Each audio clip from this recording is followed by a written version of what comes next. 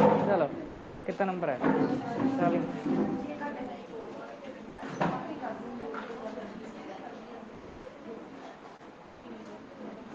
चलते हैं। प्रतिशत की कक्षा नंबर 2 आपकी शुरू हो रही है। कल अपने ने प्रतिशत के कुछ बेसिक थ्योरी सीखी थी। प्रतिशत में क्या क्या आपको आना जरूरी है अगर आप प्रतिशत का कोई भी सवाल करना चाहते हो। सबसे पहला काम क्या था, प्रतिशत कैसे हैंडल करना है। अगर आपको प्रतिशत का निशान दिख जाए, प्रतिशत का निशान होता है ये वाला, और ये हटाते ही आप हमेशा 1/100 गुणा में लिख दोगे। यहाँ कह सकते हो कि बटा में 100 आ जाएगा। प्रतिशत कैसे निकाला जाता है, तो प्रतिशत निकालने के लिए आप याद रखना कि हमेशा प्रारंभिक मान का ही प्रतिशत निकलता है।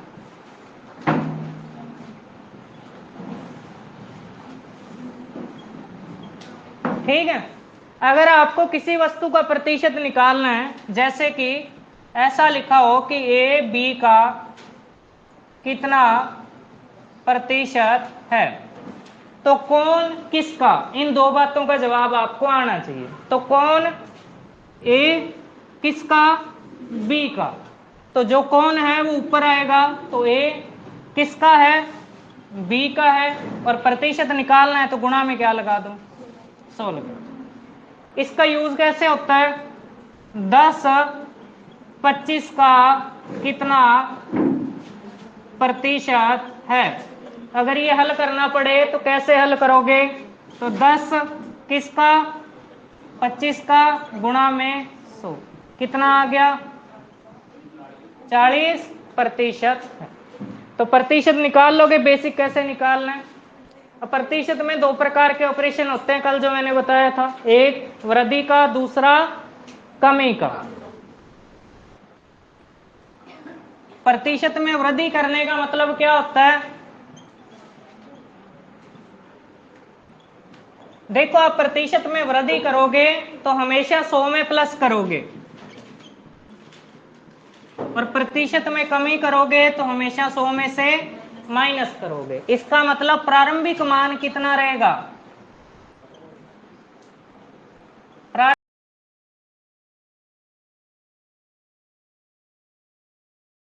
क्या होता है इस बात का,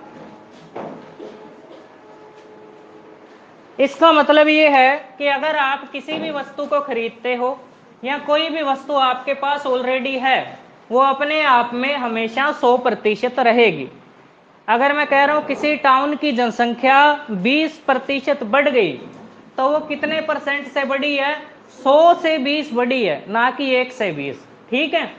अगर गांव की जनसंख्या 1000 लोग हैं और ये 25% ज्यादा होगी, तो ये अपने आप में कितनी परसेंट है, 100%। 100 में कितनी ज्यादा होगी, 25, तो 1000 का कितना परसेंट निकाल लो, 125/100 निकाल, कितना हो जाएगा, 1250 हो जाएगा। समझ आ रहा है वृद्धि का मतलब क्या है, कमी का मतलब क्या होगा, कमी का मतलब 100 में से कम होना। तो जब कभी कमी की जाएगी तो आप 100 में से उसे घटाते जाओगे। मान लो आप 800 रुपए की 800 रुपए की कार बाजार से लाई और बेचते समय इसका मूल्य 25% कम हो गया, तो अब कार का नया मूल्य, तो कार पहले कितने रुपए की थी, 800 की, यानी ये जो 800 है अपने आप में कितना परसेंट है, 100 में कितने की कमी आ गई, यानी अब कार कितने प्रतिशत बाकी रह गई है, 75% बाकी रह गई है। तो आप 800 का कितना परसेंट निकाल लोगे, 75/100, तो कितना आ जाएगा, 8 5 40, 8 7 56 और 4 60, यानी 600 रुपये आ जाएगा। तो कमी और वृद्धि समझ गए हो कैसे करनी है प्रतिशत में, ये मैंने कल भी बताया था, आज फिर रिपीट कर रहा हूँ।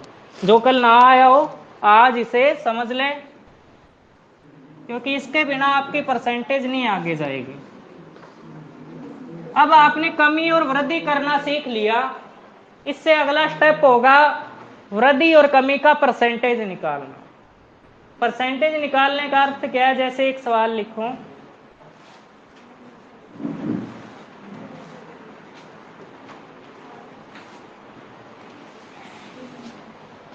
राम की आय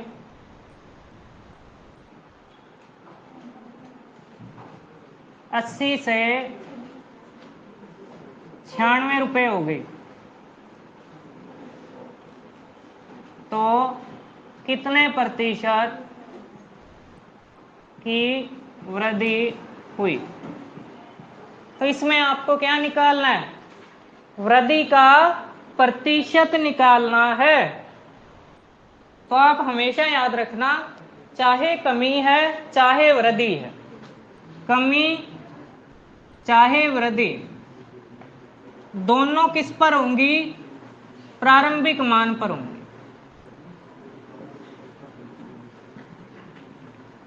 ठीक है, इस बात का मतलब ये निकलता है कि अगर आप आज किसी कंपनी में काम कर रहे हो और आपकी सैलरी 10 से 11 हो जाए, ठीक है, या कम होके 10 से 9 हो जाए, तो पहले तो आपकी सैलरी 10 ही थी ना, उसके बाद में 11 हुई है या बाद में 9 हुई है, तो हमेशा बेस किसको माना जाएगा? 10 को माना जाएगा। यानी कमी और वृद्धि हमेशा किस पे होगी?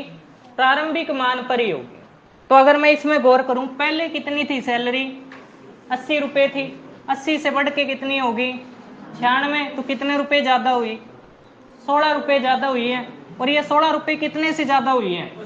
80 से। तो बटा में 80 और गुणा में 100, 16 एकम 16, 16 5 80 और 5 दूनी 10। कितने प्रतिशत की वृद्धि होगी? 20% की वृद्धि हो गई है। और ये 20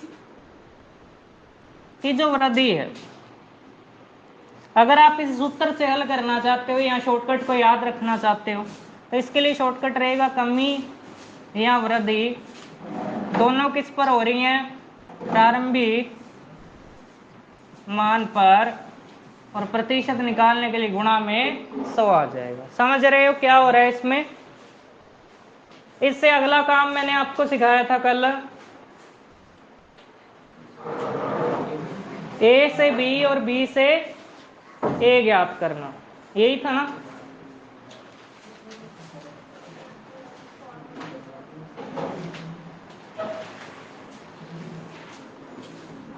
एक्स वाई से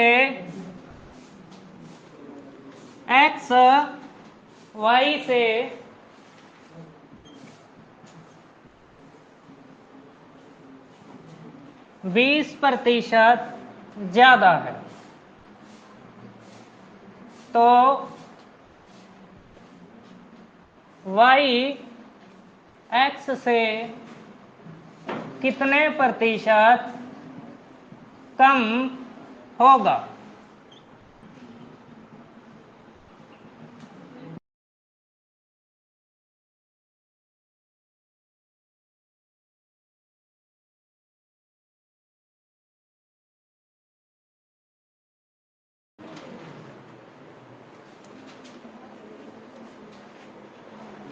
जिसको ज्यादा बोला गया है उसे ही ज्यादा लिखोगे।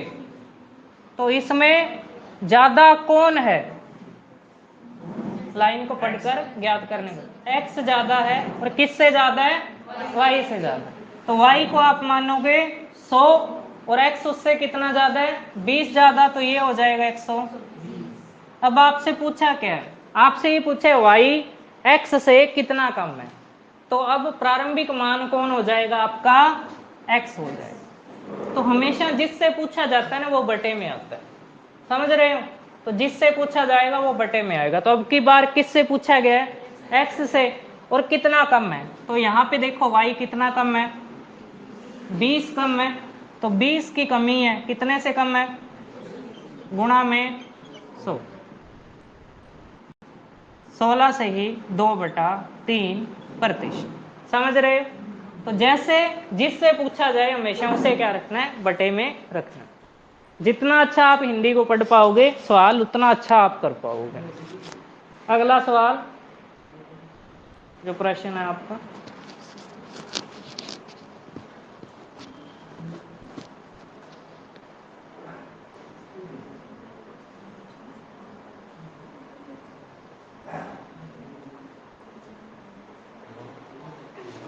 इसके बाद जो अगला सबसे जरूरी काम आता है वो होता है कर्मागत वृद्धि का।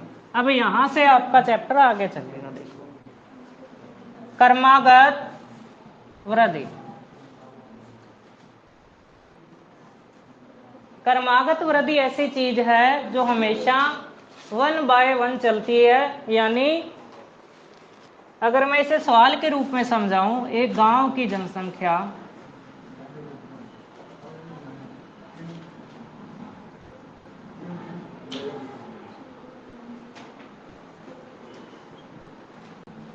बीस 20,000 है, पहले साल 20% बढ़ी और दूसरे साल जनसंख्या फिर 20% बढ़ी, तो 2 साल बाद गांव में कितने लोग हैं?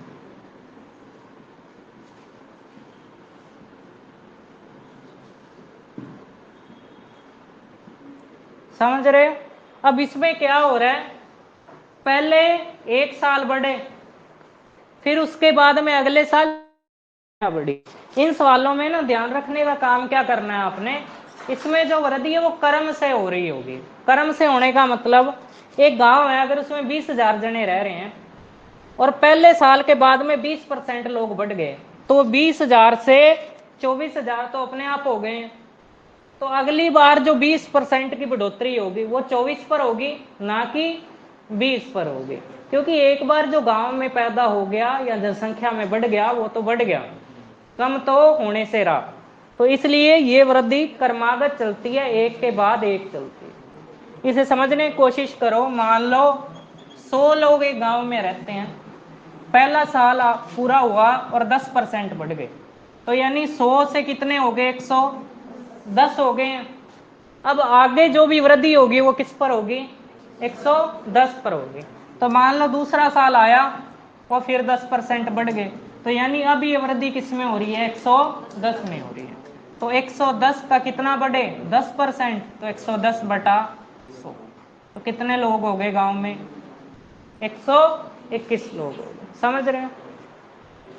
वृद्धि हमेशा 100 में जोड़नी है, कमी हमेशा 100 में घटानी है। सिंपल सा काम है। तो ऐसे सवालों में आपको याद रखना है कि कर्मागत वृद्धि होगी।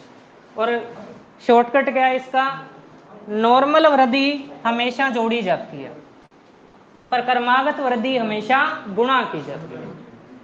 तो जो जनसंख्या वाले सवाल होंगे उसमें हमेशा गुणा में लिखा जाएगा रकमों को या वृद्धियों को या कमियों को। तो पहले जनसंख्या कितनी है, 20,000, पहले साल कितनी बढ़ी, 20 बढ़ी है, तो 120 बटा 100, फिर कितनी बढ़ी, 120 बटा 100 आ जाएगा। 0 से 0 काट लो, 1 2 3 4, 1 2 3 4, 2 गुणा, तो कितनी होगी जनसंख्या, 28,800 लोग गांव में हो गए। अब ये जो कर्मागत वृद्धि है ना, आप इसे डायरेक्ट ज्ञात कर सकते हो। डायरेक्ट ज्ञात करना आपको आना भी जरूरी है। तो डायरेक्ट ज्ञात करने के लिए क्या होता है, इसका एक सूत्र होता है, और सूत्र का मतलब क्या है, रट्टा मारो। सूत्र है आपका x plus y plus x गुणा वाई बटा 100। अगर वृद्धियां बिना पॉइंट के दी हुई हैं आपको, जैसे इसमें कितनी है, 20 और 20 है, तो 20 में पॉइंट नहीं होता, तो आप ये सूत्र लगाकर डायरेक्ट परसेंट निकाल सकते हो कि कितने लोग बढ़े हैं। तो कैसे निकालोगे, 20 प्लस 20 प्लस 20 गुणा 20 बटा 100। तो 20 और 20 40 प्लस 4 टोटल कितने लोग बढ़े हैं? 44% लोग बढ़े हैं। और ये 44% किसका है? 20,000 का।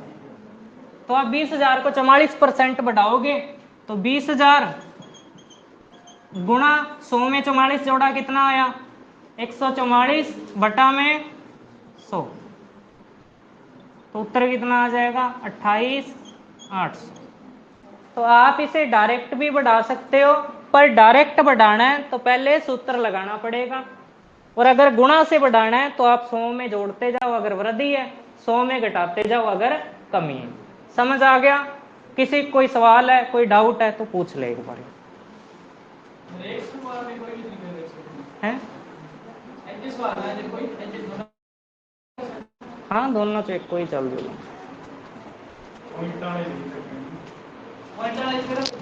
पॉइंट वाले तो दसता अनुपात वाला लगो आ भी लग गया पॉइंटा तो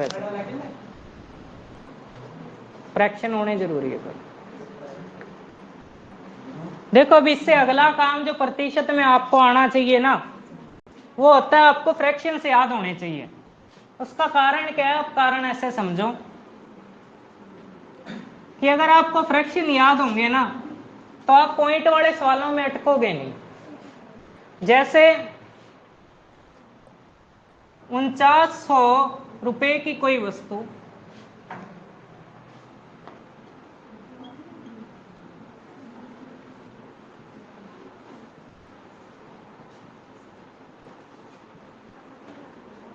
पहले साल 14 से ही 2/7% बढ़ गई, और दूसरे साल 20% बढ़ी, तो 2 साल बाद वस्तु का मूल्य क्या होगा?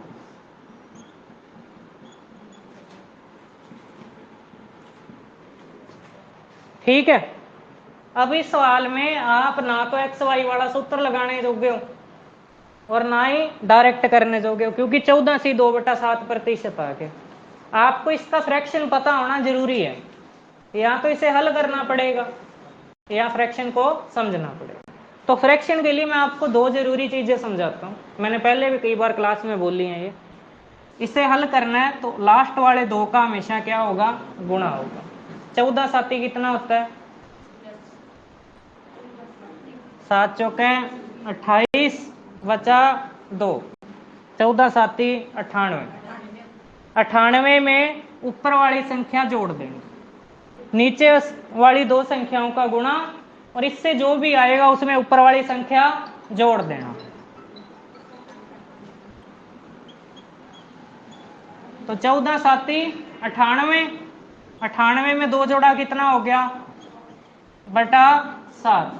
इनके साथ क्या लगा हुआ है? प्रतिशत का निशान लगा है। प्रतिशत का निशान हटाओगे, गुणा में क्या आ जाएगा? 1/100 आ जाएगा। इसे हल करते ही क्या बनेगा? 1/7 बनेगा। तो 14 से 2/7 का फ्रैक्शन कितना है? 1/7। अब इस फ्रैक्शन में जो नीचे वाली संख्या है ना, वो हमेशा प्रारंभिक मान होगी,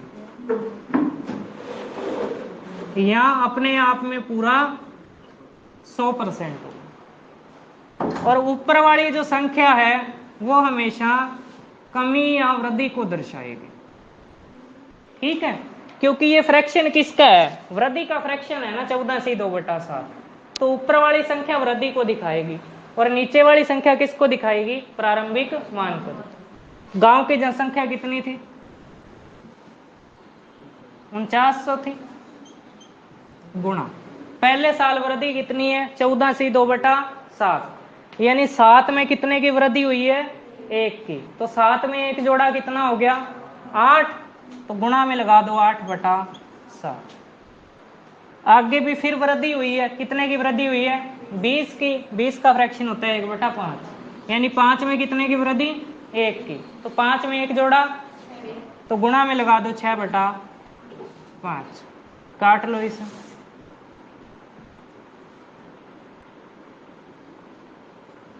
5 चौके 20, तो 140 गुणा 48, तो 14 8 ही कितना हो जाएगा 96 है। 8 चौके 32, बचा 3 11, 112 बचा 11, 14 चौके 56, 57 और 67, तो 6720 क्या हो जाएगा। बोतल बाहर ही हो पड़ी। तो गांव की जनसंख्या कितनी होगी 6720 गांव की जनसंख्या या वस्तु का मूल्य हो गया। तो समझ गए हो, फ्रैक्शन का उपयोग आपको आना चाहिए। और वृद्धि और कमी फ्रैक्शन में भी होती है। तो अब अपने फ्रैक्शंस को याद करते हैं। जिन्हें नहीं याद है वो एक बार ही याद कर लो, जिन्हें याद है वो रिपीट मार लो। तो फ्रैक्शन में सबसे पहले आपको 1/7 की फैमिली याद करनी है। 1/7 की फैमिली बिल्कुल सिंपल है याद करनी, इसमें कुछ मुश्किल नहीं है। इसमें तीनों जोड़े याद कर लो, 14, 28, 57। 14 का दुगना कितना होगा 28, और 28 के दुगने में 1 प्लस कर लो, 56 में 57। अगर ये आप 6 अक्षर याद कर लोगे तो 1/7 के जितने फ्रैक्शन और परसेंटेज है वो सारे इससे निकलेंगे। याद कैसे करना है इसे, सिर्फ पहला याद करना है कि 14 से ही 2/7%, यहां इसे लिख सकते हैं 14.28%। इसका फ्रैक्शन होता है 1/7।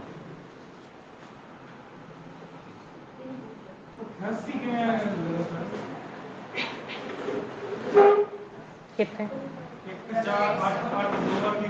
अरे सॉरी 28 लिखना सी गलती ना, 14, 28, 57 पहला याद कर लिया। तो इसके बाद में बाकी बनाने कैसे, आपको सिर्फ इस वाले अक्षर को 2 से गुणा, 3 से गुणा, 4 से गुणा, 5 से गुणा करते जाना है। अगर मैं इसे 2 से गुणा करूंगा तो इस साइड भी कितने से गुणा होगा 2 से गुणा होगा। तो इधर 2 से गुणा किया तो 2 बटा क्या बना 7 बना। और अगर मैंने इस साइड 2 से गुणा किया तो 14 दूना कितना हुआ 28। अब इस साइकिल में 28 ढूंढ लो कहां पर, ये रहा 28 इसमें। तो 28 फिर पॉइंट लगा के अगली 2 संख्या लिख दो, तो कितना बन जाएगा 28.57%। तो ये कितना हो जाएगा 28 सही 4/7%। अब आ जाओ 3 पर, 3 गुणा करो तो ये तो बन जाएगा 3/7, और इधर 3 से गुणा करो 14 3 42 होता है। तो इस साइकिल में 42 ढूंढ लो कहां पर है, ये रहा 42 इसमें। तो 42 और पॉइंट लगा के अगली 2 संख्या, तो 42 पॉइंट कितना हो जाएगा 85%। और इस साइड 42 सही 6/7%। इधर भी 2 से ही गुणा कर रहे हैं, 14 को 2 से गुणा किया 14 दूना 28, इसको 2 से गुणा किया 2 दूनी 4/7। तो सिर्फ 2 का गुणा हो रहा है और कुछ भी नहीं हो रहा है इसमें। अब कितने से गुणा करोगे 3 तक कर लिया, अब 4 तक करो तो यहाँ पे आ गया 4/7, और 14 चौका कितना होता है 56 होता है। तो यहाँ तो इस साइकिल में 56 ढूंढ लो, या 56 के आसपास की संख्या। तो 56 के जस्ट आसपास कौन है, तो 57.14। तो 4/7 का प्रतिशत 57.14%।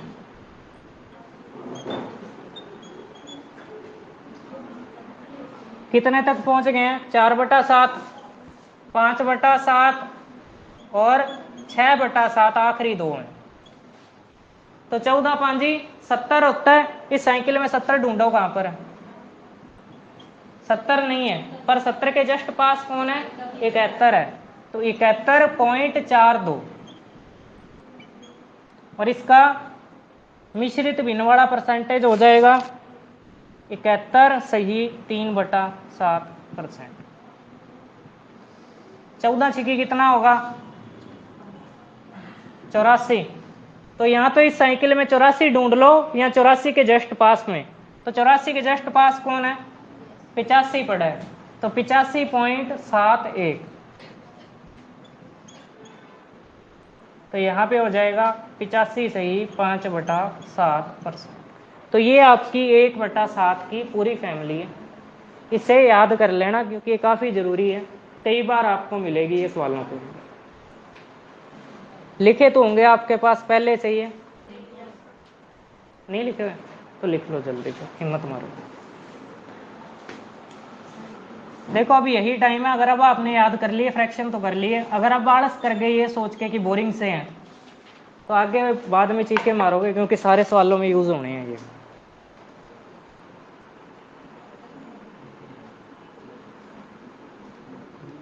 समय हो गया।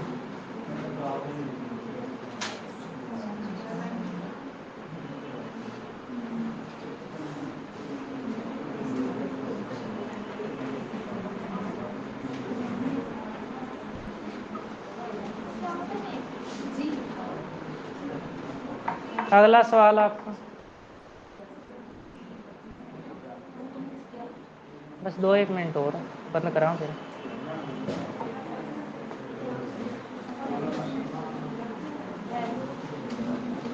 देखो भी अगले आपके जो फ्रैक्शन है वो फैमिली होगी 1/8 की फैमिली। किसकी फैमिली? 1/8 की फैमिली आपको याद करनी है। तो 1/8 जो है सबसे आसान फ्रैक्शन है। पहली बात तो 1/8 निकला कहां से है?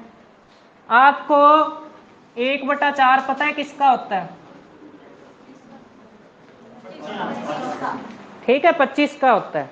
नॉर्मली भी एक चीज याद रखना कि फ्रैक्शन के अंदर 100% को हमेशा 1 लिखा जाता है।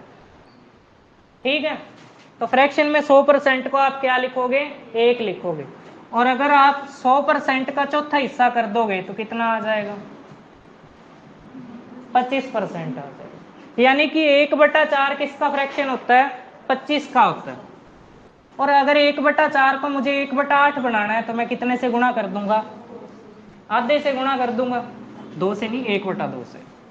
तो ये कितना बन जाएगा? 1/8 बन जाएगा। तो मैं 25 को भी कितने से गुणा कर दूं? 1/2 से गुणा कर, कितना आ जाएगा? 12 पॉइंट। यानी 1/8 जो है ना वो 12.5% का फ्रैक्शन होता है। तो 1/8 किसका फ्रैक्शन है? 12.5 का। यहाँ इसे आप लिख सकते हो 12 से ही 1/2%। अब इसके बाद अगला फ्रैक्शन जो आएगा वो आपका आएगा 3/8, उसके अगला आएगा 5/8, फिर आएगा 7/8। बनाने की कोशिश करो, खुद बनाने हैं आपने। 1/8 का कितने गुणा है? 3 गुणा है। तो 12 का पहाड़ा 3 तक पढ़ो। 12 3 36, फिर आधे को 3 तक जोड़ो, 1.5 बनेगा। आधा आधा 1, फिर आधा जोड़ा 1.5, तो 36 में 1.5 जोड़ा कितना बना? 37.5। तो 3/8 कितना होगा? 37.5%। अरे फ्रैक्शन तुम बैठे बैठे बना सकते हो।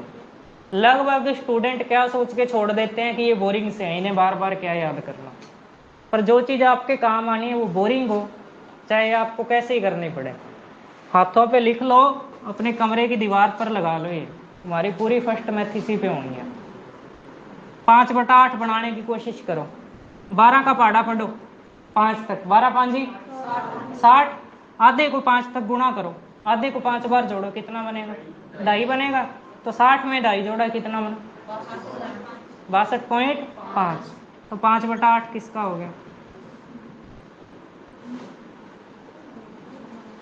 और एक चीज और गौर कर रहे हो, इन सारों के साथ क्या चल रहा है? यानी लगभग जिन संख्याओं के साथ आधा या 1/2 आ रहा होगा ना, वो 1/8 की फैमिली से निकली होंगी। और आगे चलो, 7/8 बनाने की कोशिश करो। 12 साती 84। अब आधे को 7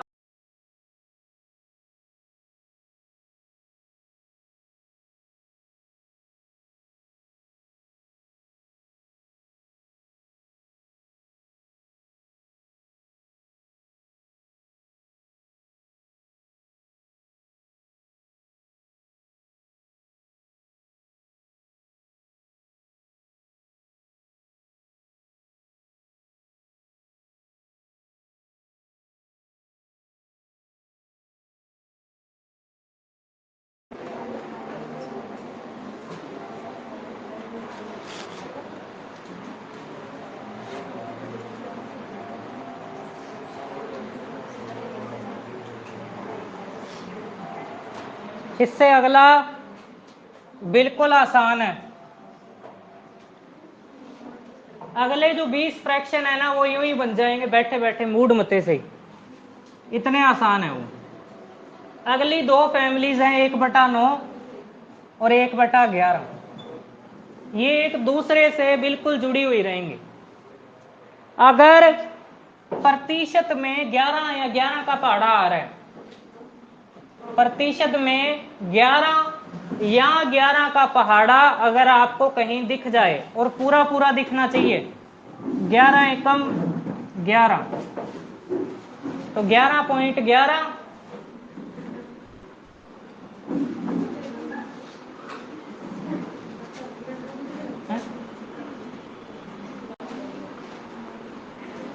11.11 या 11 से ही 1/9%।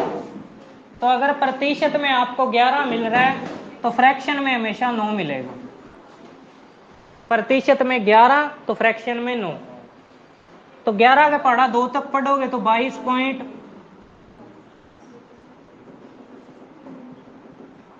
इसका फ्रैक्शन होगा 2/9।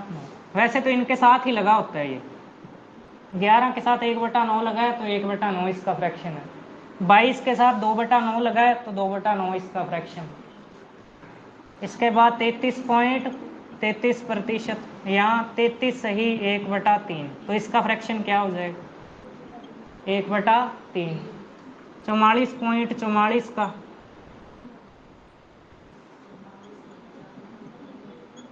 4/9। पर कई बार क्या होता है, वो आपको ये इधर वाली फॉर्म नहीं देता, इस साइड वाली दे देता है, 44.44% लिख देगा। तब कैसे निकालना है? तब याद रखना ये किसका पहाड़ा है? 11 का पहाड़ा है। तो आप फ्रैक्शन में 4 तक ले जाओगे, जितने तक 11 का पहाड़ा चला है उतना ऊपर लिख देना, बटे में 9 लिख देना। समझ गए हो? अब अगर मैं तुम्हें 66.66 का पूछूं तो क्या होगा फ्रैक्शन, बताओ? तो 11 का पहाड़ा कहां तक गया है? 6 तक गया है, तो ऊपर तो आएगा 6। अब पहाड़ा कितने का है? 11 का, तो फ्रैक्शन में 9 आएगा। इसे काट लो, अगर कट रहा है तो 2 तिया 6, 3 दूनी और 3 तिया 9, तो ये हो गया 2/6। और 66.66 क्या होता है? 0.66 को ना हमेशा आप 2/3 लिखते हो जब बटा में लिखते हो, और 0.33 को हमेशा 1/3 लिखते हो जब आप बटे में लिखते हो। कुछ कुछ चीज़ें आप अपनी नॉलेज से समझोगे, जितना घर पे करोगे उससे समझोगे। हर चीज़ में आपको रटवा नहीं सकता। तो ये कर लोगे। प्रतिशत में 11 का पहाड़ा है तो फ्रैक्शन में 9 रहेगा, और अगर प्रतिशत में 9 का पहाड़ा है तो फ्रैक्शन में 11 रहेगा। दोनों एक दूसरे के विपरीत हैं ये। तो 9 का पहाड़ा पढ़ के देखो, 9.09%, 18.18%, 27.27%, 36.36%, 45.45%। तो इनका फ्रैक्शन क्या हो जाएगा? अब प्रतिशत में 9 है तो फ्रैक्शन में 11, तो 1/11 इसका हो जाएगा, इसका हो जाएगा, इसका हो जाएगा, इसका हो जाएगा।